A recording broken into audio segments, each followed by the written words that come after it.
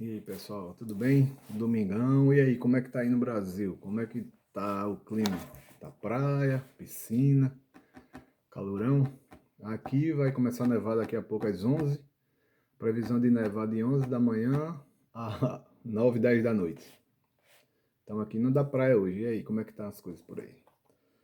Tudo bem? Espero que estejam todos bem. Vamos dar seguimento na leitura aqui no capítulo 13, que fala da primeira viagem missionária de Barnabé e Saulo. Esse Saulo é o que também chama Paulo, né? Vamos lá. Também gostaria de pedir a vocês, os amigos aí, que desse aquela força, se puderem entrar lá no YouTube e se inscrever lá nesse canal, né, Marcelo Vasconcelos, para dar aquela força, para ajudar a espalhar aqui. O canal não tem nada demais, eu só estou com essa missão de ler a Bíblia, simples. Depois, mais na frente, a gente vai começar a aprofundar mais, tá bom? A princípio é só para quem não, sei lá, tem alguma trava de ler, ou não tem tempo, ou não quer, e eu faço essa leitura aqui, simples, tá bom? E também um beijão aí, meu pai, seu Humberto, que assiste todos os dias, tá? Essa missão aqui é pro senhor. Um beijo. Vamos lá, capítulo 13 de Atos dos Apóstolos. E na igreja que estava em Antioquia, havia alguns profetas e doutores, a saber, Barnabé e Simeão, chamado Níger, Lúcio, Cirineu e Manaém, que fora criado com Herodes o tetrarca, e Saulo. E servindo eles ao Senhor, jejuando, disse o Espírito Santo: Apartai-me a Barnabé e Saulo para a obra a que os tenho chamado. Então, jejuando, orando e pondo sobre eles as mãos, os despediram. E assim estes, enviados pelo Espírito Santo, desceram a Seleucia e dali navegaram para Chipre. E chegados a Salamina, anunciavam a palavra de Deus nas sinagogas dos judeus, e também a João como cooperador. E havendo atravessado a ilha Tepafos, acharam um certo judeu mágico, falso profeta, chamado Bar Jesus, o qual estava com o procônsul Sérgio Paulo, homem prudente. Este, chamando a si Barnabé e Saulo, procurava muito ouvir a palavra de Deus, mas resistia-lhes Elimas, o encantador. Aí tem um parênteses, né? Porque é assim que se interpretava seu nome. Esse encantador também se chama ele de mágico, né? Procurando apartar da fé o procônsul. Então, esse Elimas ficava tentando ali atrapalhar, desviar a atenção do procônsul para não ele não dá atenção a Barnabé e Saulo. Todavia, Saulo, que também se chamava Paulo, que também se chama Paulo, cheio do Espírito Santo, fixando os olhos nele, disse: O filho do diabo, cheio de todo engano e de toda malícia, inimigo de toda justiça, não cessarás de perturbar os retos caminhos do Senhor? Eis aí, pois, agora contra ti a mão do Senhor, e ficarás cego sem ver o sol por algum tempo. E no mesmo instante a escuridão e as trevas caíram sobre ele. E andando à roda, buscava quem o guiasse. Ficou tonto, né? Desorientado, procurando quem o segurasse. Então o procônsul, vendo o que havia acontecido, creu, maravilhado da doutrina do Senhor.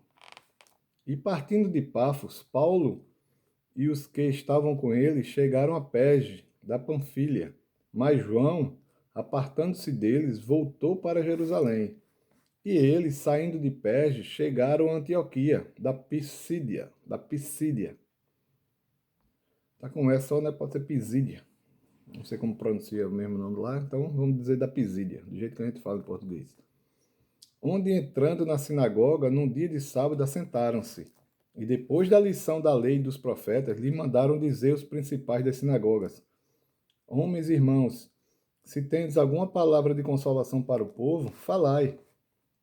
E levantando-se Paulo e pedindo silêncio com a mão, disse: Homens israelitas e os que temeis a Deus, ouvi.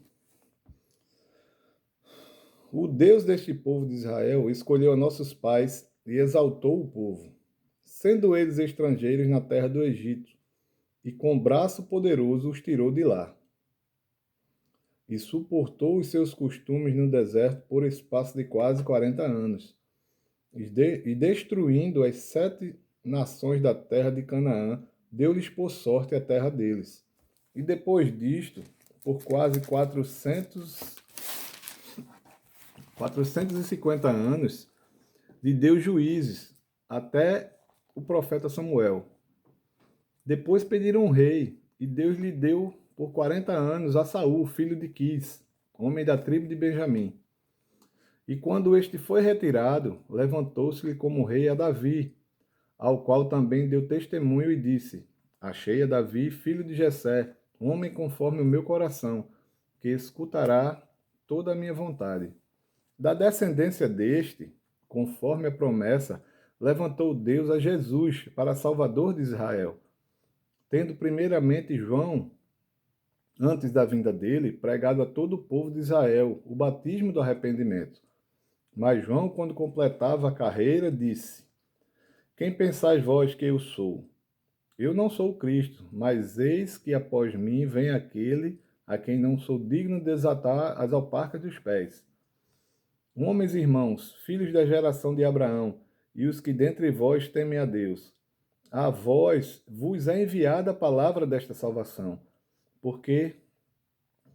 por não terem conhecido a este, os que habitavam em Jerusalém e os seus príncipes condenaram-no, cumprindo assim as vozes dos profetas que se leem todos os sábados.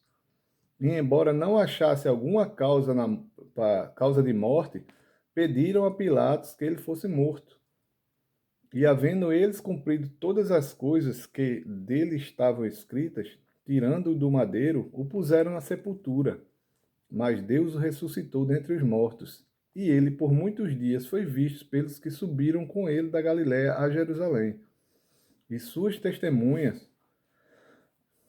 são suas testemunhas para com o povo. E nós vos anunciamos que a promessa que foi feita aos pais, Deus a cumpriu a nós, seus filhos, ressuscitando a Jesus. Como também está escrito no Salmo 2: Meu filho és tu, hoje te gerei. E que o ressuscitará dentre os mortos, para nunca mais tornar a corrupção. Disse assim as santas e fiéis bênçãos de Davi, e disse assim, as santas e fiéis bênçãos de Davi vos darei. Por isso, também em outro salmo diz: Não permitirás que o teu santo veja corrupção. Porque, na verdade, tendo Davi no seu tempo servido conforme a vontade de Deus, dormiu, foi posto junto a seus pais e viu a corrupção. Mas aquele a quem Deus ressuscitou, nenhuma corrupção viu. Seja-vos, pois, notório, homens e irmãos, que por este que se vos anuncia a remissão dos pecados, e de tudo o que pela lei de Moisés não pudeste ser justificado, por ele é justificado todo aquele que crê. Vede, pois, que não venha sobre vós o que está dito nos profetas. Vede, ó desprezadores, espantai-vos e desaparecei, porque opera uma obra em vós, em vossos dias, obra tal que não crereis, se alguém vos-la contar.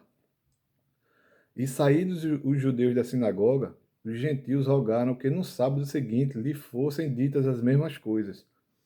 E despedida a sinagoga, muitos dos judeus e dos prosélitos religiosos seguiram Paulo e Barnabé, os quais, falando-lhes, os exortavam a que permanecessem na graça de Deus. Aqui tem um títulozinho: O Evangelho levado aos gentios. E no sábado seguinte, ajuntou-se quase toda a cidade para ouvir a palavra de Deus. Então os judeus, vendo a multidão, encheram-se de inveja e blasfemando contra eles, contradiziam o que Paulo falava. Mas Paulo e Barnabé, usando de ousadia, disseram: Era necessário que a vós se vos pregasse primeiro a palavra de Deus. Mas visto que a rejeitais e não vos julgais dignos da vida eterna, eis que nos voltamos para os gentios, porque o Senhor assim nos mandou. Eu te pus para a luz dos gentios, a fim de que sejam para a salvação até os confins da terra. E os gentios, ouvindo isto, alegraram-se e glorificaram a palavra do Senhor. E creram todos os quantos estavam ordenados para a vida eterna. E a palavra do Senhor se divulgava por toda aquela província, mas os judeus incitaram algumas mulheres religiosas e honestas, e os principais da cidade, e levantaram perseguição contra Paulo e Barnabé, e os lançaram fora dos seus termos. Sacudindo, porém, contra eles o pó dos seus pés, partiram para Icônia. E os discípulos estavam cheios de alegria do Espírito Santo. E aqui acabou com 52 versículos. E aqui mais uma vez, né, a palavra de Deus, o ensinamento da vida eterna foi para os judeus, mas mais uma vez aquele grupo que dominava a religiosidade, a religião, não aceitou, ainda ficava desdizendo o que eles estavam falando. Mas como Deus já tinha revelado a Saulo, e também já anteriormente a Pedro, né, que ele não está aqui nessa passagem, mas eles começaram a pregar para as pessoas que não eram de Israel, que se chamavam os gentios, né, que não eram da nação de Israel. Porque os naturais de Israel mesmo, a grande maioria religiosa, não aceitou. Não aceitou da primeira vez, tanto é que crucificaram Jesus, nem estavam aceitando agora o testemunho dos apóstolos.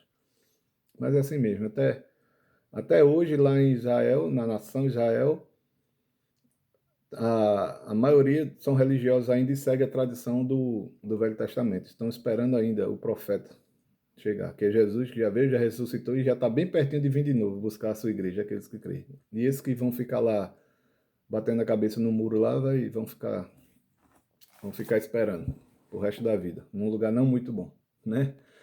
Então tá bom. Um ótimo domingo a todos aí, Deus abençoe e aproveitem o dia.